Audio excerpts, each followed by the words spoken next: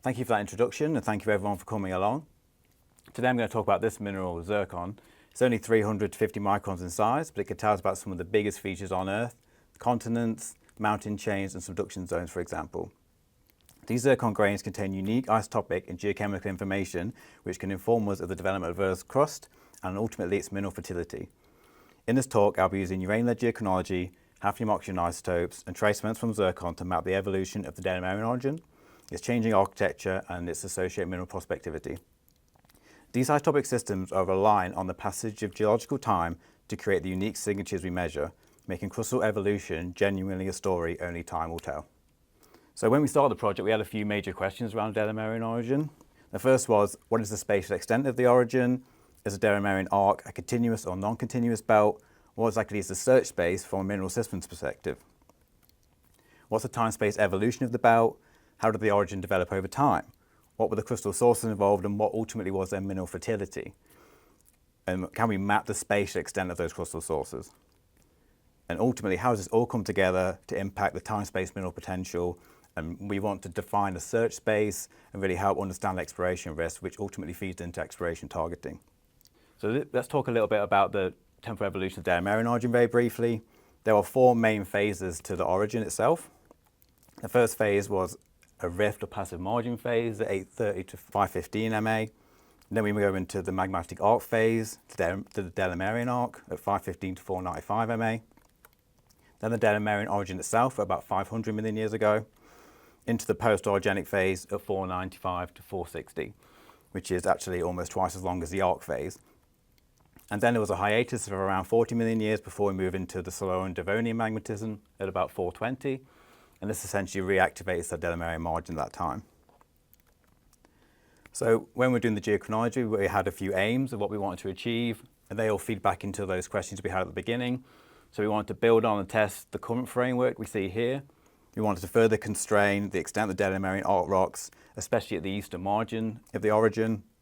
We want to reduce the data gaps. Ultimately, we can see this is a map of the compiled zircon, uranium, lead dates. We can see we have a pretty significant gap in the central area here. We really want to help fill that. We want to assess the continuity of the arc. Does it really form along the entire length of the Orogen? And can we assess the extent of the 420 MA magmatism that happens at the end of the period I showed earlier? Ultimately, we want to better define the search space for Cambrian arc rocks using all this information put together from the geochronology. So to do that, we took a multifaceted approach. First of all, we did a data compilation. This was performed by Simon Bedorkus and Sharon Jones in Geochronology and Stratigraphy. And this gave us that pre-existing data set that we could base our data collection on. We then did some redating of legacy samples to prepare a data set for the isotopic survey that I'm going to talk about in the later slides. And we also did geochronology on new samples, which were mainly from legacy drill holes, and they're shown in the blue stars here. So ourselves and Geological Survey of South Australia performed drilling with the National Drilling Initiative, and GSSA performed 11 new samples of geochronology done by Liz Jagodinsky, and there were 8 samples done by myself here at Geoscientist Australia. And they're shown in the larger stars on the map. We also collected data around the Orogen so we could understand the extent of the Cambrian rocks, but also how the crustal sources interacted with younger magmatism. And in total, we collected 134 new shrimp UPB zircon ages, and all those were collected at GA on our in-house iMicroprobe. The result of this was a large new geochronology data set with an emphasis on undercover geology. So we take those results and plot them on the time-space plot here. We can see this is the result. The blue stars are GA EFTF new igneous samples. The light blue are our drilling samples, and the orange are Geological Survey of South Australia samples. We can plot that data on a map, and we've segregated the different samples here by time. And the main thing I want to draw your attention to is the continuous belt of red dots, which demonstrate the arc-related rocks. We can see that in purple are the post-orogenic samples, and they're constrained to the southern part of the Orogen, and the light blue around the Kernamona craton or the 420 magmatism. So we're already starting to see some spatial concentration of samples in different ages with the new data set. So if we go back to our original questions that we asked in the previous slide, Have we built on and tested the current framework? I think we have, and we've demonstrated the current framework is solid. If anything, we've demonstrated that the post-orogenic phase is actually a lot longer than we thought before, and that reinforces work done by Wei Hong in South Australia. We can also see that we wanted to further constrain the extent of Delamerian arc rocks, and importantly, if we look at these samples here shown by the red ellipse, they've demonstrated that we do have arc rocks further to the east at the edge of the Delamerian Orogen on that eastern margin.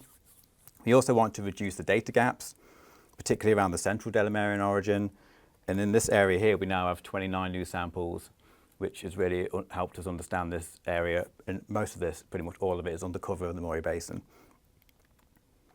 We also wanted to map out the boundary of the origin here. I think the samples we've collected show that this is approximately the boundary of the Cambrian arc rocks. We also want to look at the continuity of the arc, and again, the new magmatic arc samples that are between 515 and 495, especially in that central area, demonstrate that the arc was most likely continuous, and this, of course, increases our understanding of the search space for Cambrian magmatic arc rocks and related mineral systems. If anybody's interested in knowing more about our ages from our drilling, this is a link to that report. So the geochronology was really important, and we really wanted to take it to another level. So what we did was perform hafnium oxygen isotopes on those same zircons that we dated, and that helps give us information on the age and nature of the crustal source through time. And we also did trace elements on those zircons to help us understand magma fertility as well as petrogenesis of the magmas themselves. So that new zircon data set is applied to multiple projects. So we've collected 87 new samples for the Delamerian Orogen and the DCD project, which is what I'm going to talk about mainly in this presentation. We also collected 147 new samples for the Isotopic Atlas of Australia, which Jeff Fraser talked about earlier this week. And that was concentrated on Southeast Australia. So talking a little bit more about the latter, we can plot a map of the crustal architecture of Southeast Australia. This map shows hafnium model age, which essentially tells you when the crust was extracted from the mantle.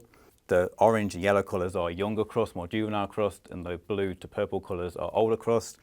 We can see what we've done here is essentially map the edge of the South Australian craton. And this is essentially the craton margin of essentially cratonic Australia.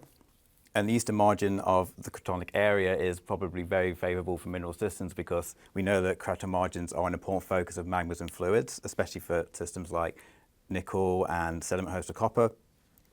The Delamerian Orogen sits right at this margin too, which means it's in a favourable position. And magmatic ages and isotopic data also generally show this oroclinal trend we can see in the map and in the uranium-lead ages themselves. Younger, more juvenile crust is inferred in the Delamerian Backhart region, as we can see right on the edge of the South Australian craton there. And we can also essentially map out the zonation of the crust using UPB, but also the hafnium isotopes, and that allows us to identify things like the back arc. But we can also see, as I said before, the zonation in the ages, so more post-orogenic magmatism in the South Delamerian and more 420 magmatism in the North Delamerian. So how do these factors ultimately impact time-space mineral potential? Craton margins are an important focus for mineral systems, as I said before, but also this map is useful because we can look at individual areas and pull out intricacies and detail in the crust, which may be important for localizing those mineral systems. So before I move on to the rest of the talk, it's important to understand the link between zircon chemistry and mineral systems. In intrusion-related systems, previous work has shown that there's a correlation between a mineral system itself, magma fractionation, and oxidation state, and that's demonstrated and summarized in this diagram here. Broadly speaking, oxidized primitive magmas form copper and copper moly deposits, and reduced fractionated systems produce tin, tungsten, moly systems. And these parameters can essentially be correlated with the epsilon hafnium, the oxygen isotopes, and the delta FMQ, which is an oxidation state parameter. So what we can see is more primitive magmas have higher epsilon hafnium and lower del-18O. And more oxidized magmas have clearly higher oxidation state, but also a lower del-18O. Hence, we can make important associations between the zircon petrochronology, which we're going to talk about in the later slides, and the actual mineral system. And a good example would be the Macquarie arc, where we see high epsilon hafnium and high del-18O, which would plot in the upper right of this diagram, which is where the copper sits, which is what we'd expect. The HMS systems are more likely to be related to the hafnium oxygen trace systematics of copper systems, but we're going to mainly focus on the intrusion-related systems in this presentation. So moving on, we're going to start off looking at the temporal evolution of the Delamerian Orogen. So we've got 3 plots here. We have a hafnium, oxygen, and oxidation state plot in delta FMQ, and we also have a map showing the location of the samples in the plots, separated by the different colours of the different belts they're from.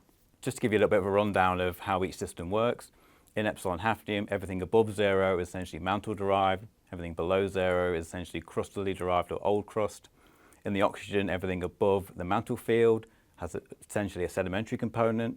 Everything below the mantle field has a hydrothermal component or high temperature hydrothermal component. And in the oxidation state plot, the delta FMQ zircon plot, everything above 0 is oxidized, everything below 0 is more reduced, but really we need to be above 1 to be really in the quite strongly oxidized field. So we're going to go through phase by phase. We'll start off with the arc phase. What we can see here is that the majority of Delamerian arc mammals have an old crustal component. Only Stavely really is consistently juvenile. The Delamerian mirrors this pattern we see in the hafnium, and there's a trend of increasing oxidation over the life of the arc, as we see in the bottom plot. Particularly Stavely is quite highly oxidized relative to the other belts. If we look at the post-orogenic phase, we can see that magmatism is essentially bimodal in epsilon hafnium space, and then the Delamerian really mirrors this. But the oxidation state is quite interesting, that all the magmas seem to be primarily oxidized. Moving to the Salernit Devonian phase, there's the hiatus that I talked about previously between 460 and 425 MA. So most of the magmatism is happening around 420. Again, there seems to be 2 clear groups. The brown samples show that they're relatively juvenile, they're relatively mantle-like in the oxygen area, and the oxidation state is generally oxidized, particularly in lock-lily cars. So we can take this data and we can look at it more directly in terms of fertility. So we can use trace element proxies such as those shown in the slide here for hydration and for oxidation. We can combine them with the parameters we've been using, the isotopic parameters, and using the relationships we talked about previously with mineral systems, we can look at magma fertility. So these plots show all of the trace element data and the isotopic data. Red shows the arc rocks, purple shows the post-orogenic rocks, and blue shows the Salernit Devonian magmatism. If we take copper, for instance, we know it likes juvenile hafnium, mantle-like Del-18O, oxidized, and hydrous magmas. Those magmas will plot in this field. And for tin tungsten systems, they prefer reworked epsilon hafnium, high Del-18O, reduced and dry magmas, and they plot in this field. So this is really an example of how we can use these plots and this data set to look how fertility changes through time. So now we're going to move on to the spatial evolution of the Orogen. We're going to start off in the arc phase here at 515 to 495. So if we look at the epsilon hafnium first, the orange and yellow colors represent more juvenile crust, more mantle-derived crust, and the blue and purples represent older crust. You can see that there's a variable crustal architecture along the length of the Orogen. In Coonambury, we see older crust. In Lotley Cars, slightly younger. In Alaruna, in the central area, older again, and then much younger and juvenile in the Stavely area. And in Tasmania, we see this, what looks like a margin between juvenile and reworked crust. The oxygen essentially mirrors this. Again, Stavely clearly stands out as being more mantle-derived. And in the oxidation state, we can see that most of the belt is reduced or very slightly oxidized, and Stavely stands out again as being the most oxidized area. So moving on to the post-orogenic phase, in the hafnium plot we can see 2 main areas. In the western side of the Orogen we have a more juvenile region, and to the south around Glen Elg zone it is more reworked. The oxygen essentially mirrors this, but we do see that the entire area is almost predominantly oxidized. So these magmas are particularly oxidized, it seems. So moving on to the final period in terms of spatial evolution, looking at the 420 MA magmatism. Instead of seeing that north-south control we saw before, we're seeing an east-west control now, with more juvenile crust to the west and more reworked crust to the east. We can also see here that the mineral systems, as dated by Yambo, who's going to be speaking next, correlate nicely with the more juvenile area. In the oxygen isotopes, we can see the same kind of pattern, more supercrustal-like or crustal oxygen to the east, more mantle-like to the west. And in the oxidation state, we see that pattern preserved, more oxidized to the west. So have we answered the questions we asked at the beginning of the presentation? What is the spatial extent of Delamerian arc rocks? What is the time-space evolution of the belt, the associated crustal sources, and ultimately the mineral fertility of the area? Well, we can answer the first question from the Geochronology. The Delamerian arc was continuous along the belt, we think, and ultimately Cambrian arc rocks do exist in that central eastern Delamerian under the Murray Basin, and this is really important because it does potentially increase the search space for Cambrian arc-related magmatic rocks in terms of their mineral fertility and mineral systems. We can answer the second question by combining all the different isotopic systems we've looked at to produce maps like this, which combine the hafnium data, the oxygen data as point data, and then a colour bar to understand oxidation state. If we then go through each time period, we can understand what the spatial prospectivity may be. So in that first arc phase, the belt is dominated by old, mildly oxidized crust with a high supercrustal component, apart from Stavely, which consists of young oxidized crust with a high temperature component. And based on our understanding of the mineral systems from the previous slide, we can say that these areas will be more copper prospective, and these areas will be more tin tungsten prospective. So this helps us turn this map into something like a fertility map.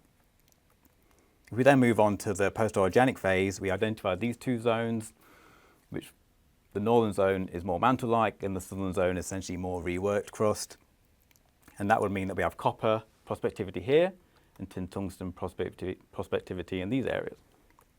So in the final solar and Devonian phase, we again identify these two areas, an eastern and western area, with the western area being essentially more mantle-like, and that means that we expect to see more copper systems in the western area, more tin tungsten in the eastern area.